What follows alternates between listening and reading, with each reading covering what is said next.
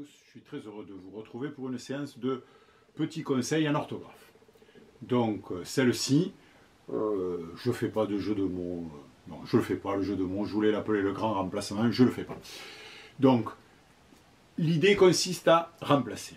Alors vous avez un remplacement qui consiste à changer de genre. Le premier remplacement c'est le changement de genre. On passe de masculin à féminin ou de féminin à masculin. Vous êtes ennuyé parce que y a un mot, vous ne connaissez pas, vous ne savez pas comment il finit, vous ne savez pas comment il s'écrit, etc. Donc par exemple, voilà, il m'a écrit une vilaine lettre. Il m'a écrit une vilaine lettre. Écrit, ça finit comment déjà? Vous ne savez pas si ça finit par un S, par un I, par un T. Bon, vous dites une lettre, un petit mot écrit, une petite lettre écrite. Voilà. Une petite lettre écrite. Donc à la fin de, si on dit écrite, c'est qu'à la fin il y a un T. Pareil pour ah, il m'a dit des gros mots, c'est pas permis. Pas permis. Permis, c'est une chose permise. Voilà. Donc c'est qu'à la fin de permis, il y a un S. Il m'a dit des gros mots, il m'a dit un petit mot, je sais pas, avec des petites lettres, petit E, on a un T à la fin, donc on sait, permis, permise, on met un S, écrit, écrite, on met un T, petit, petite, on met un T. Facile.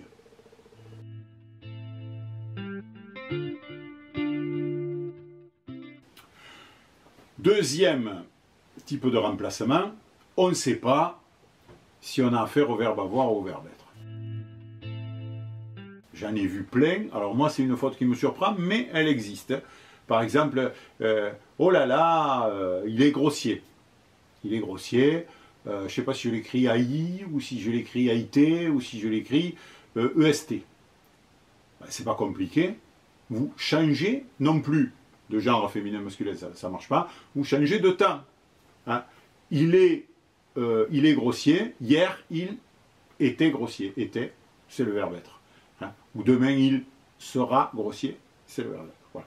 Vous ne savez pas si c'est le verbe avoir ou le verbe être, vous ne savez pas quel verbe c'est exactement, vous le mettez au futur, vous le mettez au passé, vous changez de temps. Facile. Troisième type de remplacement, le problème des verbes au participe passé. On ne sait pas s'ils sont au participe passé ou à l'infinitif. On ne sait pas parce qu'ils finissent de la même façon. Verbe sauter, verbe danser, verbe péter, il a pété. On ne sait pas s'il a pété et ou pété ER parce qu'on entend pareil. Par contre, ce n'est pas le cas dans les verbes du troisième groupe. Les verbes du troisième groupe comme vendre, coudre, mordre, prendre, etc. Eux, quand ils sont à l'infinitif, on entend prendre, vendre, mordre, coudre. Par contre, quand ils passent au participe passé, là, ils sont complètement différents. Par exemple, prendre, ça va devenir pris. Rendre, ça va devenir rendu. Mordre, ça va devenir mordu. Vendre, ça va devenir vendu. Je l'ai déjà dit, mais c'est pas grave. Donc, il a pété. On ne sait pas s'il a pété. Eh bien, on va dire, il a pris. Ah, il a pris. Ça finit par une syllabe. Il a mordu. Même si c'est pas pareil de péter et de mordre, mais ça fait rien. Dans la tête, on dit, ah, il a pété, il a mordu. Mordu, U. Ah, mordu, U. Il y a une voyelle. Donc, il y a une voyelle à la fin. Je mets une voyelle à la fin de mon pété. Ou de mon danser, sauter, etc. etc. Attention, la voyelle, ça laisse la possibilité de s'accorder, mais ça, vous avez une autre vidéo pour le voir. Donc, vous avez remplacé, vous savez que.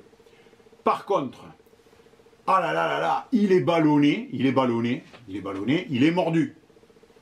Mordu, U, ballonné, et il va péter. Alors là, on ne sait pas. On ne sait pas. Il va péter, on ne sait pas. Donc, il va mordre, même si péter et mordre, c'est pas pareil. Mais bon, ça fait rien, je l'ai déjà dit, je crois. Oui, bon, donc, il va péter, il va mordre. Mordre, R-E. Donc, péter, E-R. Vous entendez une voyelle, vous mettez une voyelle. Vous entendez R-E, vous mettez E-R. Et là, c'est fini. L'affaire est réglée, vous avez trouvé le truc. Voilà. Il va en lâcher une, lâcher ER. Parce qu'il va mordre une. Alors attention, il y en a qui vous disent « Ah, si deux verbes se suivent, etc. » Si deux verbes se suivent, sauf si, par exemple, c'est au passé composé, vous avez « il a mangé », vous avez le verbe avoir avant, il a mangé, manger et parce qu'il a mordu, eu. C'est compris? Alors là, à partir de là, vous faites plus de fautes.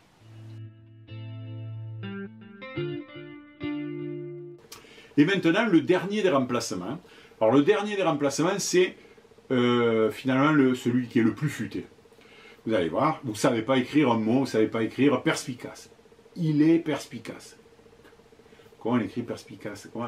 Vous n'avez personne sous la main, vous n'avez pas quelqu'un de dégourdi. Il est perspicace, perspicace, perspicace. Vous ne savez pas s'il y a un C, un S, etc. Comment on écrit perspicace, quoi? Comment ça s'écrit? Vous ne savez pas. Il est agressif, vous ne savez pas s'il faut 2 G, s'il faut un C. Agressif, il est agressif. Comment on écrit il est agressif? Je ne sais pas. C'est pas sorcier. Là aussi, vous remplacez. Vous ne savez pas écrire perspicace? Vous écrivez il est malin. Vous ne savez pas écrire il est agressif? Écoutez, il est méchant.